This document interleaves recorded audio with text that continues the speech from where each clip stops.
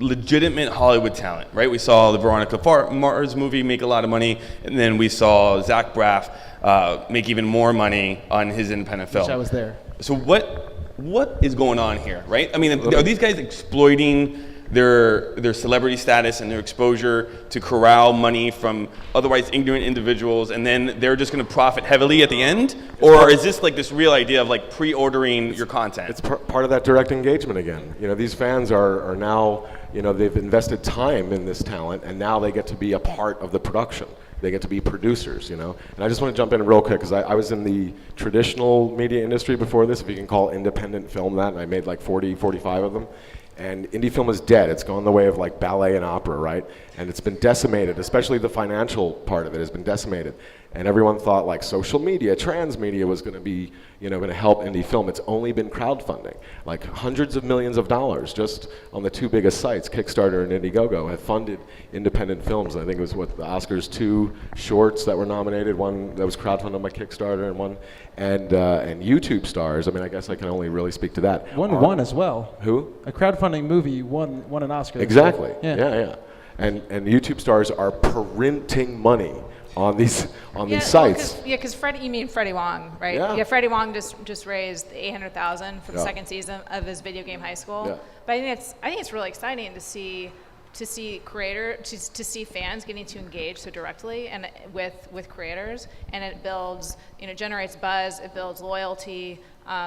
They feel like they're a part of it, and I feel like it's all about great content. And if the end product delivers, then the fans are going to be happy.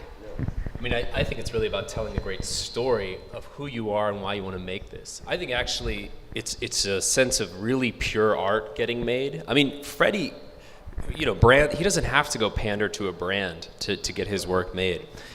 But he can, but it does cost money to shoot that level of a production.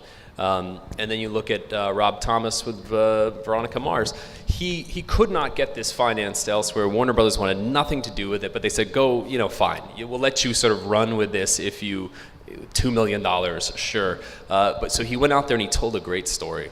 And that's the trend that I'm seeing happening. People are engaging, they're telling an awesome story, but there has to be that pureness, because the internet, sniffs out bullshit really easily.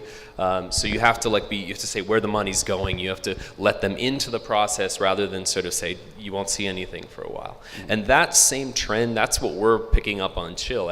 It's right after the crowdfunding. So you've got the project up, you've raised your first money, now is carrying over into the distribution side. Mm-hmm. And I wouldn't call it exploitation. I would say that, they're actually cutting out a big portion of the distribution process, the exhibition, the exhibitors and the really the sales agents. I mean, if anyone has anything to fear, it's them right now because of that. Because there is, and you've been in the indie film world. It's like the pre-sales. Independent sales agents are like, and some of them are great people, so don't get me wrong, but some of them are like, weasels, and they want to be like, no, kid, you don't know anything about distribution. I'll buy the thing off of you, and then, you just stick with me. It'll be okay.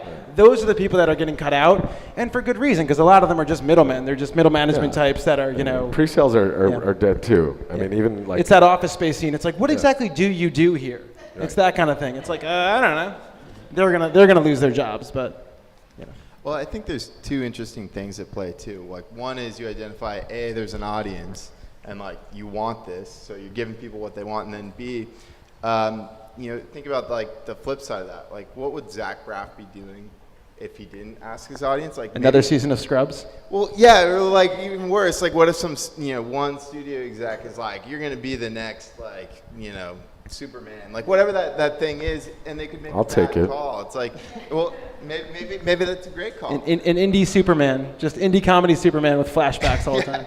But ultimately, it's giving the audience exactly what they want, and that, and so I think that's a win. So let's talk about that. So giving the audience exactly what they want before they can see it, right?